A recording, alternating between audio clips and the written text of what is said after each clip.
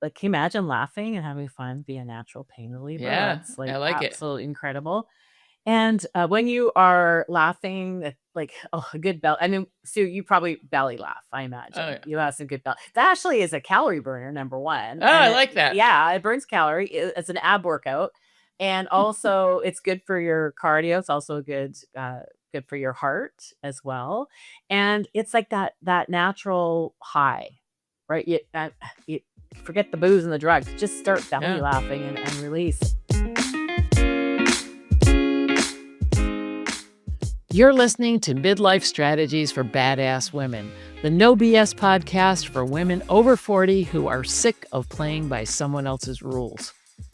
I'm your host, Sue Willoughby, badass midlife strategist, truth teller, and professional fire starter for midlife reinvention. Around here, we don't do fluff. We do real talk, bold strategies, and badass breakthroughs. Because midlife isn't a crisis, it's your damn power move. If you're all in, unapologetic, and ready to reinvent, let's get started. Oh my God, I'm laughing already.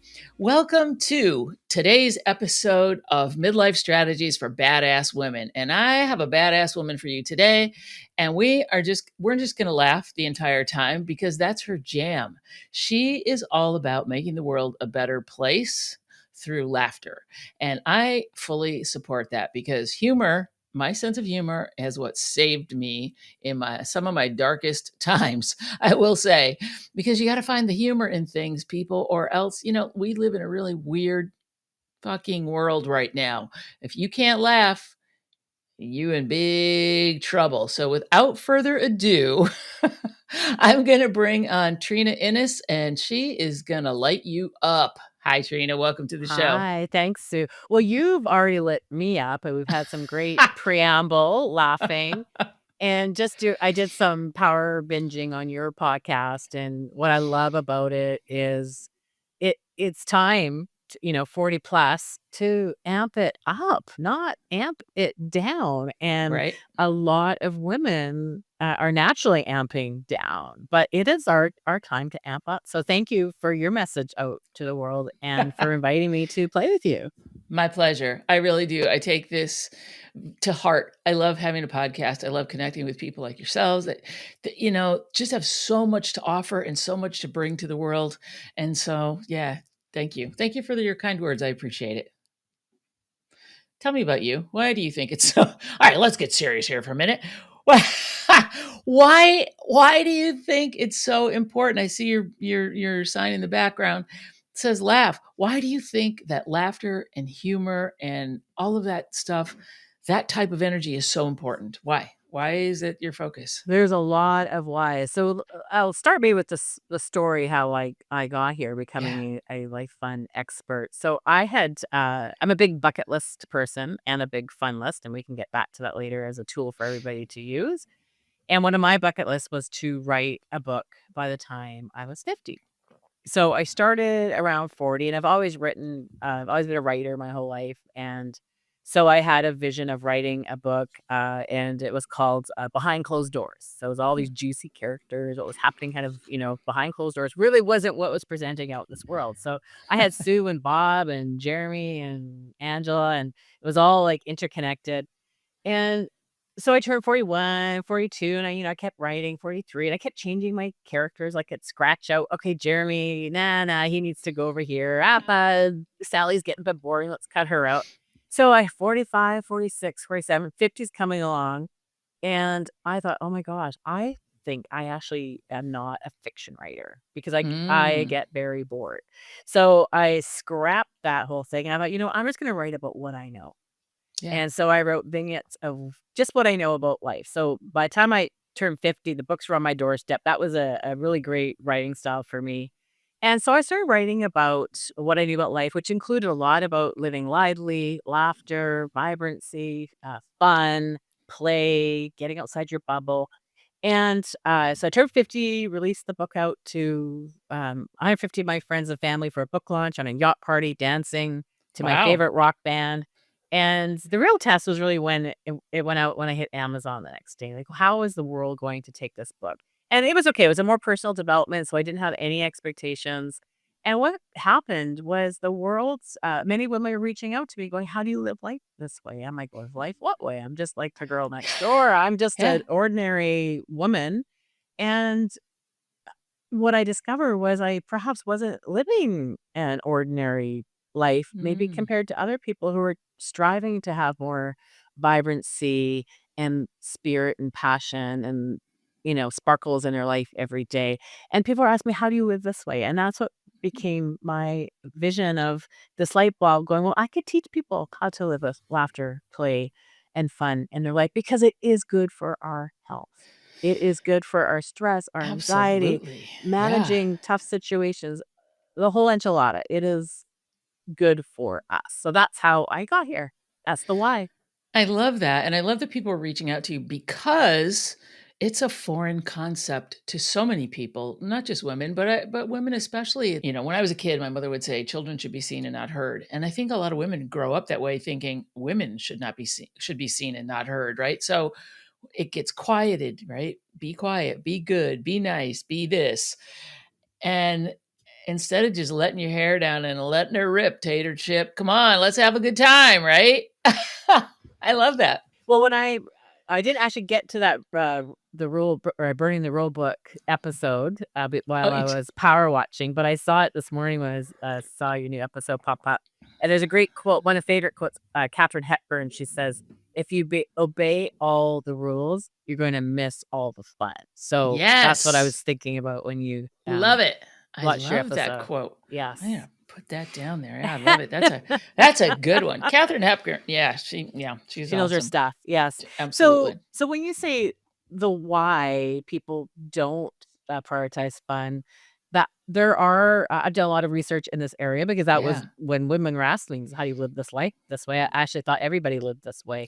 And so Yeah. I started to really research the why, and, there's a lot of theories. So Dr. Mike Rucker, he's an organizational, psychologist, and he wrote a book called The Fun Habit. He really believes we've lost the habit of fun, as Mhm. we age. We're busy telling kids to go outside and go play, but, who's told us lately to go outside and Yeah. go play? Like, I know I can get grumpy. I should be going outside and going to play. And Yeah. so it's very natural for us to tell children that, go get out your Zoomies or, go run around, get some fresh air. But as adults, is equally important. In fact, there's Dr. Stuart Brown, he's the founder of the National Institute for Play. He believes that playing is as important to adults as breathing and eating and Mhm. sleeping. So it's like a major function, and we're not doing it.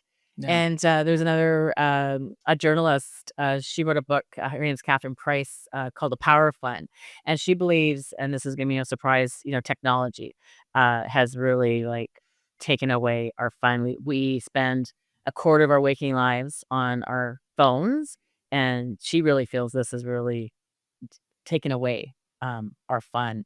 And, much like you, expressed about, children should be seen and not heard and all the things we've grown up and, I believe too, I grew up with my mother, bless her, to the day she died. "You've gotta stop gallivanting, stay home and cook your family dinner, watch TV with your husband." I'm like, "Oh my gosh, that's like my anti-fun." I will, like, shrivel up and Right? die, mom. Like, I love gallivanting. That's what makes me, I like, I love that happy. word. I love that word. That's an Gallivanting. old-fashioned word. Yes, Gallivanting. Yes, I love it. gallivanting, and I believe too, many of us, especially in this, 50, 60 age range, we were raised, like, grow up.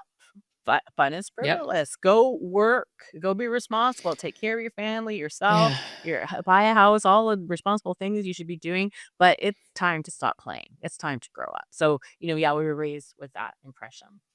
Yeah. Adulting is kind of a bitch. It's the buzzkill for real.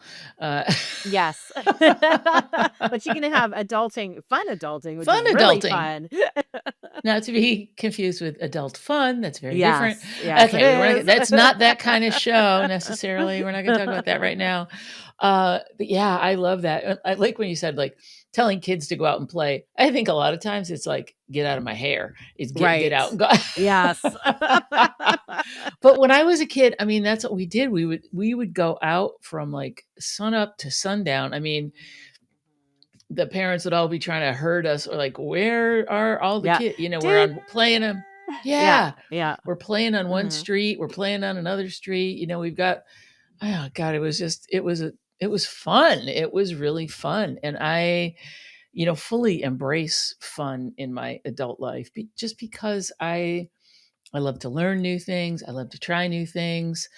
I don't have a bucket list because I like to just do shit when it comes up, and when it's, when I'm pulled in the direction, and not worry about waiting for it to, the right time to come. So I appreciate making a list of things to do, but do them, start checking them Mhm. off, take them off Mhm. the back burner, fuck your bucket list, and let's get Mhm. going here. Mhm. So sorry, I don't know why I'm cussing like a sailor this morning. It's a That's okay. cheek, excuse me. You're not offending me. I do swear too. It's Beep, okay. beep, right. And things about the bucket list, and a fun list. So Yeah, I that like the is, fun list too. and you have figured out your fun. So there's a couple things in there. You already addressed, like, you love to be spontaneous. You know that amps you up, that puts a fire in your belly. You know that you're an action oriented person. You don't want to overthink, and you just want to do. But a lot of people out there aren't haven't figured that out for themselves, or maybe that's not the Yeah. way their brains are wired. So what a bucket list and a fun list will do, if you write it down, you're 40% more likely to actually move that action forward if it's written down. Something Mm, about going to your brain to a paper, or typing it, or notes, wherever your device is.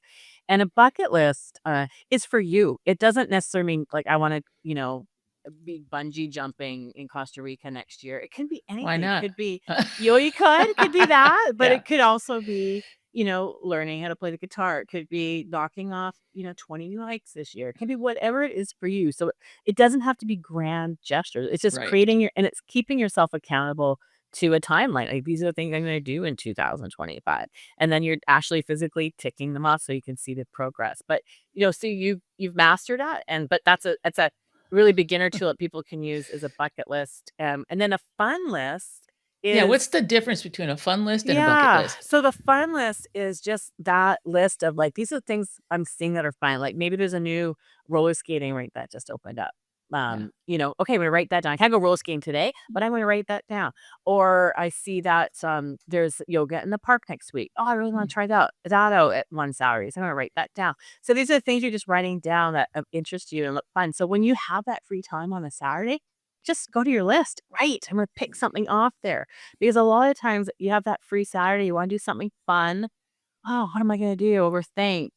Half your time you're done researching. You got a yeah. list already to roll? Just pick something, hit the go button. Okay. I love that idea. I love the idea of the fun list. I love the idea of the bucket list. Here's the thing, just a quick caveat. Me personally, I'm not a list maker. I never have been. I'm not good Mhm, at like mhm. making a list because I put it somewhere I don't do. And, and then I'm like, oh, I look at my phone. I'm like, oh, I have this list from 2 months ago. Did I do anything on there? That's just me personally. It has nothing to do with my fun level or anything like that. I'm just not a good organized list maker. I know people that make lists to, sometimes I'll just make a list to check something off, right? That's a good thing. Like, I'm like, oh shit, I better put that on the list so I can cross it off because I just did it. But but I want but I want to go back to the concept of the fun list. And like you said, Mhm, I have a free Saturday and there's something that I want to do, right? mhm. So I like the idea of the fun list. And my question to you is, and here's the thing that I encounter with some clients, right? Where, yeah, I want to have fun. Yeah, I want to go try new things. And then they're like, scared too. So it's great to put things on the list. How do you get people to actually use the list? Right. Well, I'm I have just, a bigger aha for you and your mm, clients. What if you're not putting the right things on the list, oh, and that's why you're not doing them? hmm, So, a big piece of finding your fun is finding your fun. So many women, particularly, they may look like they're having fun. Maybe they're going to concerts, or they're going to hmm, parties or vacations or whatever's happening. And that stuff should be fun. Looks like that should be fun. Social media okay. tells us that's fun. Our friends tell us that's fun. Our partners tell us that's fun. But is that your fun? Mm. So there's a big discovery, and there's a lot of tools out there that you can start to understand what is your fun. And there's a lot of guilt to that. So I want Mm-hmm. your listeners to understand it's okay because you don't need to be feel guilty. Your cup is still not full, and it's not you not being grateful for this beautiful life that you have and the beautiful opportunities you have. It's because it's not your fun. It's the people's fun around you. Women are great at that, right? We're really good to please everybody else around us except for Mm-hmm. ourselves. So you need to discover your type of fun. So for you, Sue, for example, I mean, I know you love your horses. That probably is like one of your fun. You love comedy. That's your fun. You love being. It sounds like you like to be last minute, like that kind of uh, amping up, that fire in your belly, that like excitement. That's your fun. And so, but for some women, that being spontaneous is not their fun. They like to plan things. For some people, Mm-hmm. they need nature too. That's their fun. Like I know for myself, if I'm not in trees, I'm gonna become no fun pretty quick. I need I don't know what's about these trees, but they make me fun and lively. So if I'm in a lot of open space or perhaps more of like a deserty environment, that's my anti-fun. I need bodies of water and green around me. I need to be for me. I need a lot of people, so that amps me up. When I don't have when I spend too much time on my own, Mm. that brings me down. I don't like that. So there's a whole method of finding out what your fun factors are. And so that if you're putting something on a list that you think is fun, it might not be your fun. So that is one reason why you might not be knocking off your uh, to-do list. So that's one Yeah. reason. Mm-hmm. Another reason is it's building fun habits in your life. So you can build the fun list all you want, but if you have not built a practice of fun, like building, just like Dr. Mike Rucker talks about, building a fun habit, you have to just start with micro doses of fun, micro fun on a daily basis so that you could start building up to like grabbing things off your list. So that could be anything, right? It could be again listening to a comedy show. It could be dancing in your kitchen. It could be playing hopscotch, throwing the basketball, whatever your little microdose of fun. You have to start building that into your day so that you can start to grab that fun list and put to action. Yeah, I like that. Microdosing. It's very popular these days. Um, In a healthy, well, I guess that could be a healthy way too. right. Exactly. Uh, so, um, so when you're talking about just like and I'm gonna go back. I'm just kind of playing devil's advocate here a Mhm, little bit mhm, because I understand it, you understand it, and so many people I'm sure want to understand it. mhm, They've just lost that connection, whatever that brain connection is. That and sounds like you've mhm, done some research about the science of mhm, fun mhm, and all of that, and there's a disconnect between I don't know how to have fun anymore. I don't even what is I don't know. How do I figure mhm, that out? mhm, Like how do you go about that? How do you go about finding out mhm. even what a micro dose of fun is for Mhm. someone? Mhm. So so again, starting with your anti-fun, so knowing what actually brings you does not amp you up and give you the fireworks and the sparkles. So let's Mhm. get that clear. So again, I can share with you. You can share with your listeners links I can to plate personality testing and fun testing, so they can start Hmm. getting an idea of their list of what brings them fun. And then also it's starting with just like anything, like, let's start with your vision. Like, what does it look like when you are having fun? Like what does the end game look like for you? Because then we don't know the journey to get there unless we know what the end game. So Hmm. if it's being more like moving your body more, or if it's stopping moving your body more and having more quiet, or if it's more social, or if it's less social, like we need to know what that vision looks like for you. So that's really the first place that I start with anybody is like let's identify what your fun and living lively vision is when you get there, so we know how to start building the steps to get there. And then those steps, just like anything in life, it's building accountability, it's building in that daily fun habit practice, start exercising the muscle, because that is the good news. Even if you've lost your fun, you can bring it back. Your brain actually, when you start practicing it, it wants it more and more and more. You can become I think I'm a fun addict, really, is probably what I need to rename myself. And like when you laugh, there's like dopamine that's released, and that's like what I call a natural high. And you get addicted to it. So when I laugh, I just want to laugh more because it feels so good. It makes me feel, and you want more. Your brain says, I want more of that. It's like a Yeah. reward system. It's like, give me more, give me more, give me more. So the good news for everybody, if you've lost your fun, you can rebuild it back again in your life. Well, that's good to know. I like that idea because I do think it's really hard. We get so wrapped up. And like you say, you're talking about writing down things or creating fun that we think other people are going to think. Like, when we post it on Instagram, they're gonna be like, oh, Sue's having so much fun. Look at the life she lives. Is it because, a lot of times people will post the stuff on Instagram that they want other people to believe is reality. And they're not really having fun. They're doing things because they feel obligated to appear that they are having these fabulous lives and these fun lives. And I think that it it becomes, you get to a point where you're like, okay, I just need to drop the facade. And as you know, if you've listened to any of my stuff, is that I work with horses, and horses will help you cut to the chase, right? In a coaching session where there's a 1,200-pound horse there calling you on your shit, basically, by just being themselves and just being present.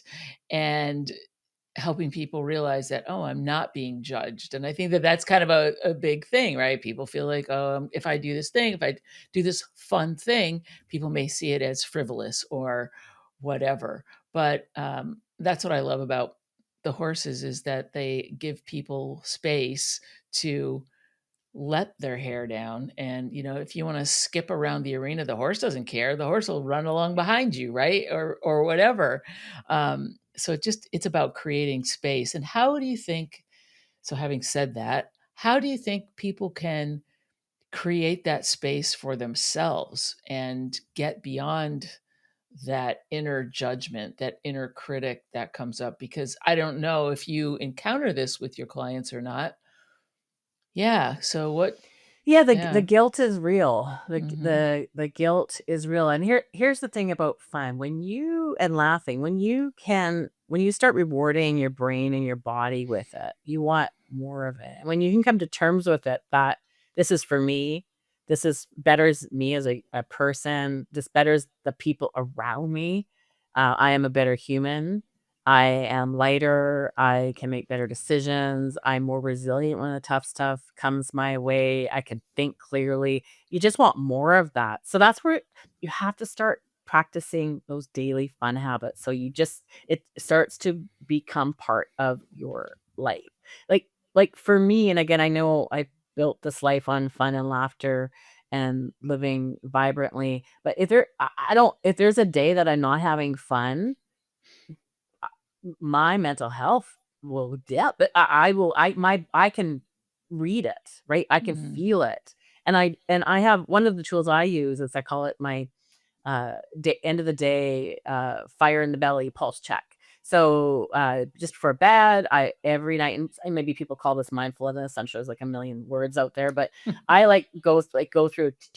Okay, what amped me up? What brought me down? What do I want to do more of? What when I do less of? So I do this like every day evaluation. I mean, Mhm. everybody's gonna do taxes. That doesn't amp me up, but you got to do it. Okay, fine, I can get that done. But there's three other things in the day that actually um gave me good headspace that I could do my taxes. So those are the things that like get me fireworks, got me excited, got put the body tingles. So it's really starting to really reflect on in your day what got you lively so you can do more of it. And then the stuff that you don't have to do, cut it out.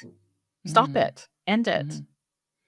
Yeah. I like what you said too about having that, like, what is what makes me feel good? What is bringing my energy level up? What feeds my energy and what sucks my energy? Because there's so many things and so many people and so many situations that suck our energy. Like, for example, now watching the news, right? If people that get in that death scroll of watching the news and every little crazy thing that's going on in the US. I know you're in Canada, but still, it's global, right? People get so sucked in on that. It's like, just your phone down. Just stop, put your phone down, right? And go outside, get into nature, do something fun that will, like you said, energize you, that will help you bring you up. Because once you have more energy, like you said, you can do some of the things you want more, and you can do some of the things that maybe are not your favorites, like your Mhm. taxes or whatever that Yes, or is, listen to the news. but if you find that, like, oh my God, and then you just get in this horrible place, you're like, this is not energizing. This is not fun. This is not happy. I'm not laughing. It's no Mhm. good. Mhm. Yeah. And when you prioritize fun, laughter, play in your life, it actually science says it makes you resilient. So it Hmm. makes you tougher to handle the Absolutely. tough stuff. So when um, I had a reflection a few years back with my mother was dying of cancer, and we brought her to live with us, and that's a heavy grief time. But Hmm. I had so much fun with my mom, and I was sad, but I the fun that we had and the laughter that we had together in the last 6 months of her life made all that tough stuff bearable Mm. and livable, and, and it just having that energy and that spark helps you get through your tough stuff, because the tough stuff's coming. We all have that's life, right? We're gonna have Yeah. it's not just, like, all one, like, ray of sunshine. That's just life. It's go up and down. So when your cup is full and that tough stuff comes your way, you can manage it a lot better, and Hmm. everybody needs that. Everybody needs that. Yeah. And I think what I shared with you when we first, before we got on the air, is that my sense of humor has carried me through a lot. And you have to learn to laugh at the shit that happens, because there's always, you can pretty much find some sort of, I don't know, I can anyway, some sort of funny, weird, quirky thing, even in the worst situations, that's like, okay, well, that was a really interesting thing that just happened. And I always find the humor in it, right? Or I try to find the humor in it. Um, and at least lessen the blow of whatever the situation is, and be able to just be like, oh, okay, well, it wasn't that bad. I mean, people do freak out over the littlest things. You spill your coffee in the morning and your whole day is ruined. Oh, well, that's it, I'm there, right? People just spiral off in this negative path, and I'm like, well, shit, I made a mess. Okay, I better clean that up before the dog drinks it, and then it'll really be a mess. Yes, yes. And that's a great example of building a fun habit in your day, is when you can find one thing in your day that is off color, it's funny, it's quirky. Um, as an example, in my community, there's a gas station that always has some random sign with some weird, funny dad joke. Love And that. if I haven't found some fun thing in the day, I purposely take that drive home so I can read that sign and go, "It's terrible." What it's funny. So that, Right. finding something humorous in the day is a micro dose of fun in your day. Yeah, Yeah, that's a great absolutely. example. Yeah. That's kind of funny, because in downtown Seattle, there used to be a strip club downtown, and they Oh, had a, yeah? a marquee out in front of the building, and they always had some quirky little saying. Like, one time it said, come see our girls and their cunning stunts.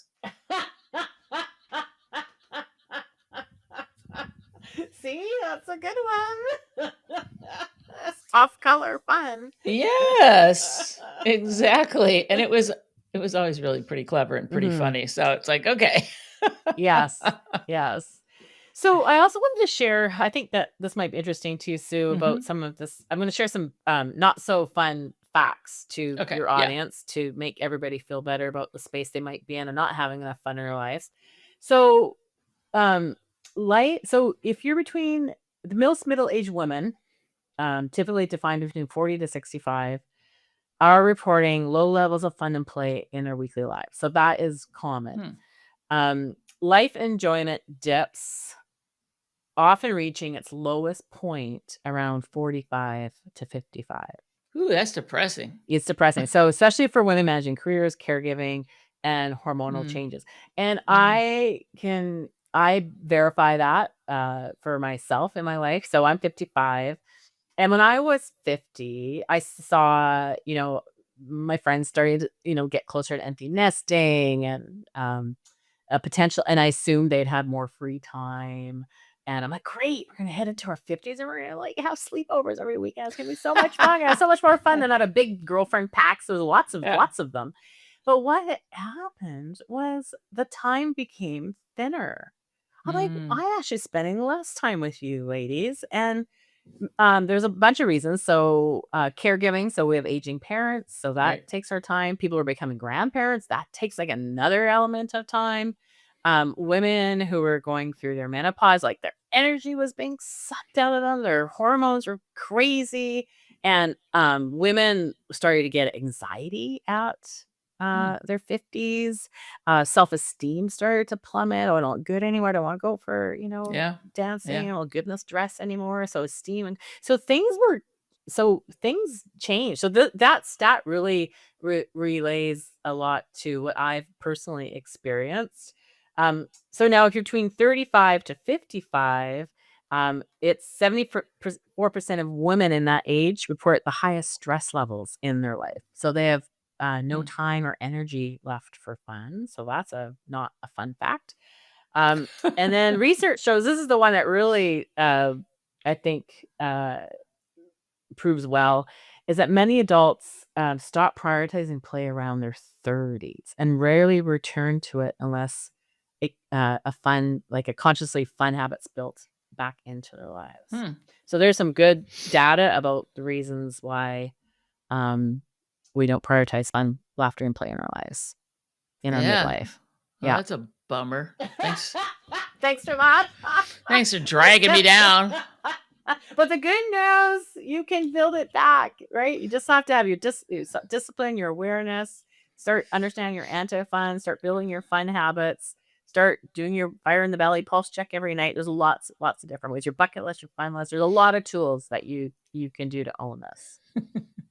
Don't worry. I can't. I'm too bummed out now. The podcast is over. That's But you're not alone. I want to say you're not alone. no, I totally get it. And I mean all of those facts make sense because and okay, so here's a good question.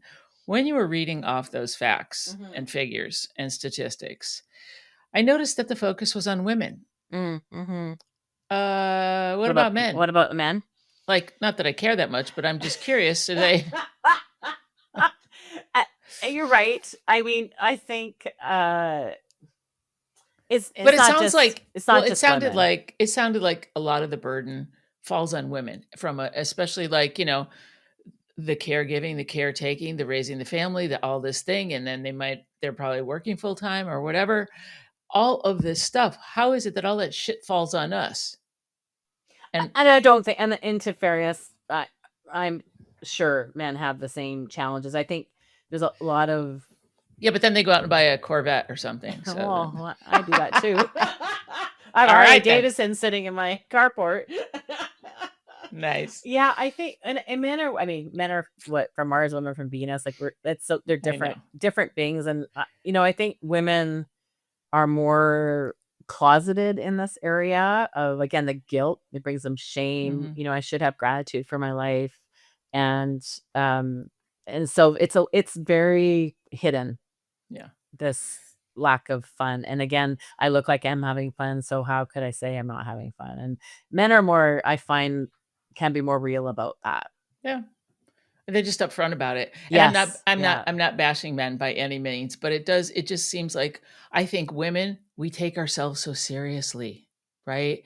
And it's like and then that's why I was just like I said, it wasn't a bash. It was more like, why do we take ourselves so seriously? Why do we feel like we have to, support everybody? It's, and be the mother and the caregiver and the whatever else, and we forget about ourselves Hmm.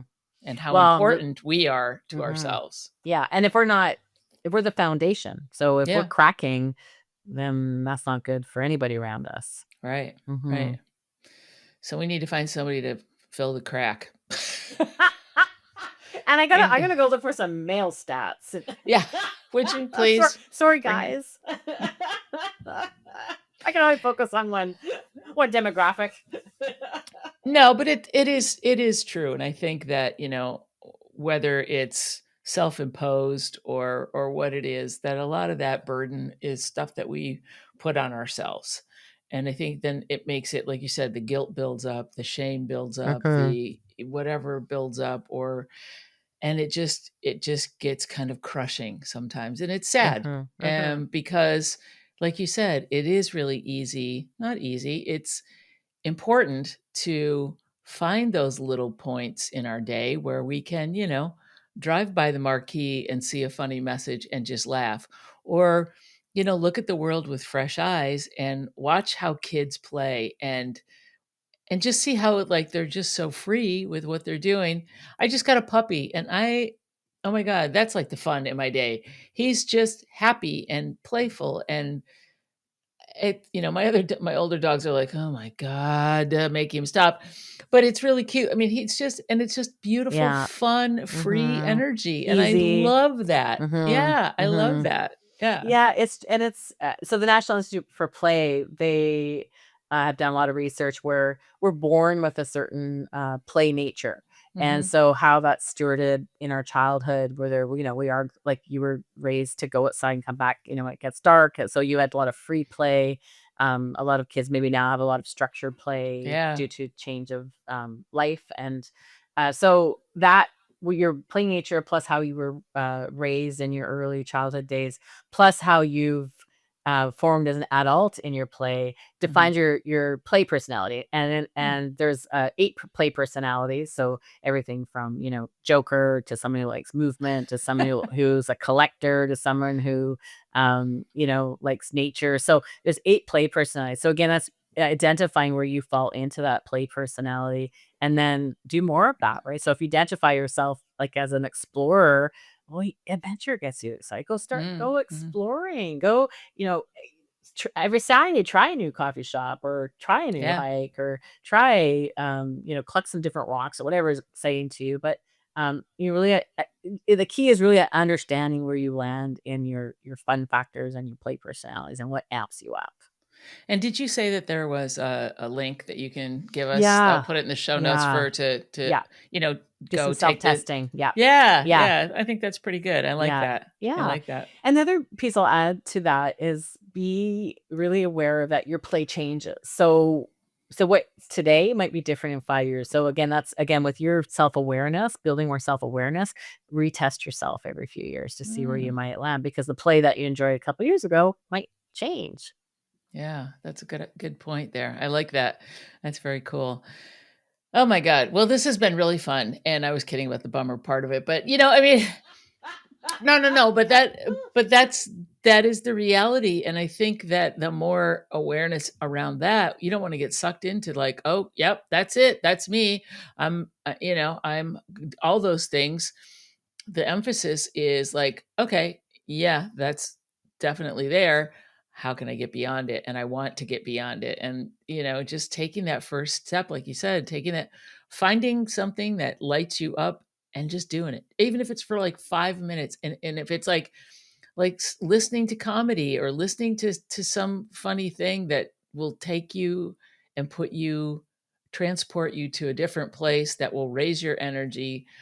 What is I know like with the research, what physically Mm, mhm, does laughter and mm, play and mhm, fun do to our mhm. bodies? Because you Okay. mentioned that earlier, and I'm curious about that. Yeah. So this is the part that I want everybody to get addicted to in a good Mm, way, yeah. because it feels so good. So when you're living lively and you're having fun, your body releases endorphins. So Mhm. it generates those hormones, those endorphins, and that's what starts to, like you said, gets you the lightness, elevates your level of euphoria.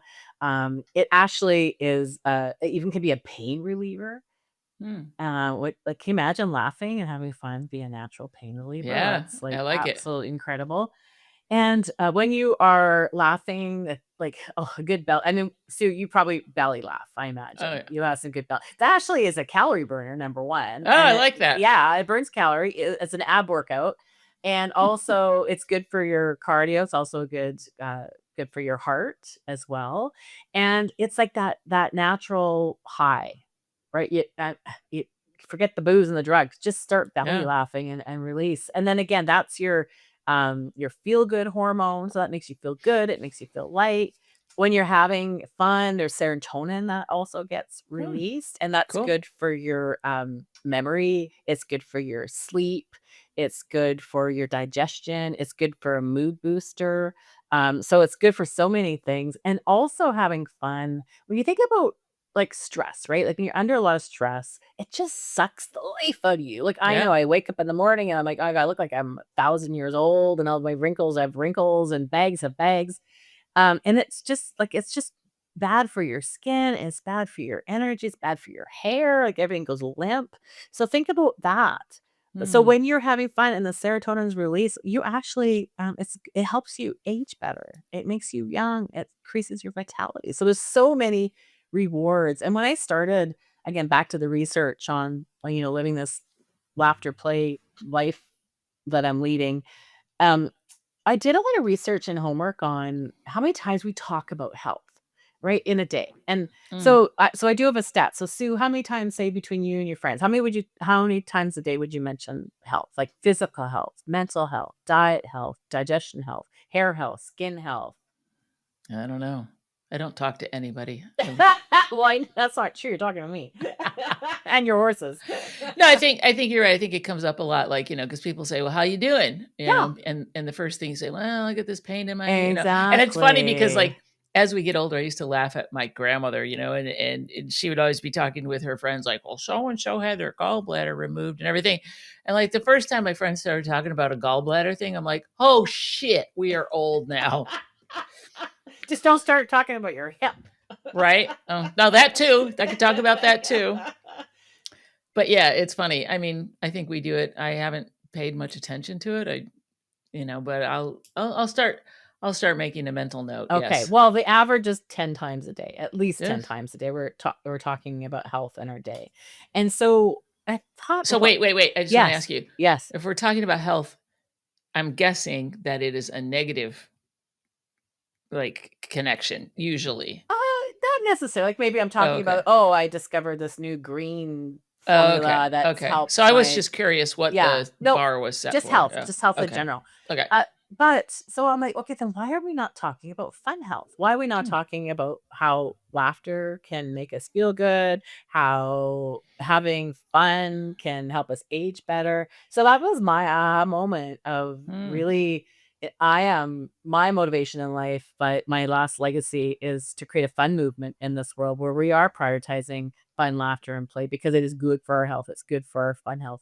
Why are we not talking about getting the world start talking about fun, Yeah. laughter, and play as a way to live healthier and have improved wellness? I love it. I love it.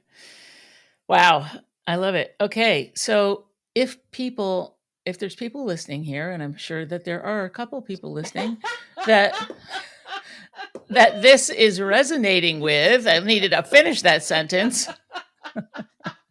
I didn't check your follower list, so I just assumed you had an audience. That's It's just okay. me, I'm just meeting you. That's all I need. but I'm sure that there's people out there that this is resonating with because, like I said, I like to be have humor in my life and laughter and fun and all of that stuff.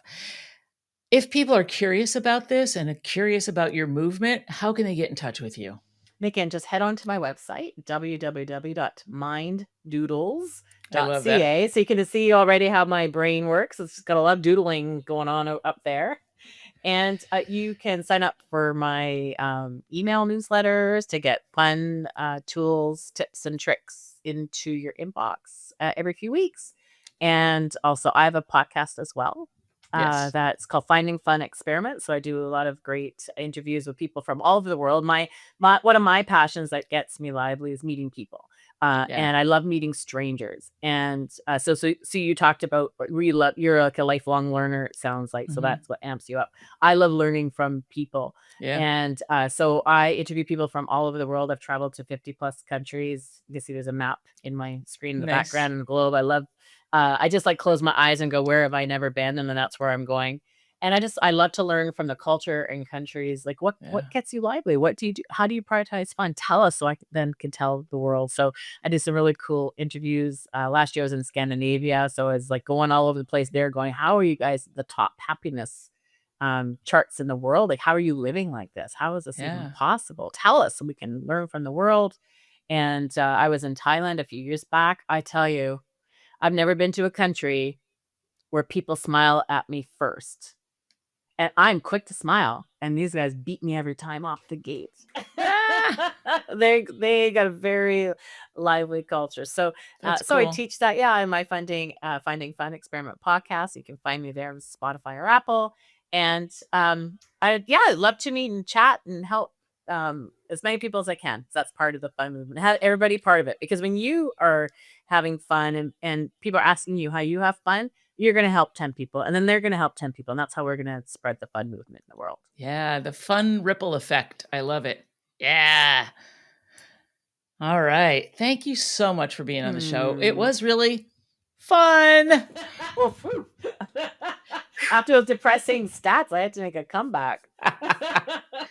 No, it's all good. It's all good. I was really excited to talk to you today because I do believe that, we're at not only a time in our lives, but a time in our history where we need to embrace fun. We need to raise the vibration, and whatever we can do to, bring a more positive, fun energy to the world at large, I think that you are definitely on the right track with that. So thank you so much for sharing all of your information, your stats, even the bummer ones.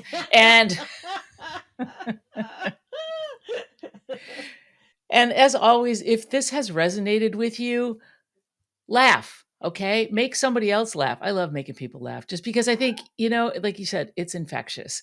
So share this podcast with a friend, this episode especially, and get out there and just have some fun. Check something off your fun list. Please. I'm begging you. All right. Thank you, everybody. We'll see you next week. Take care.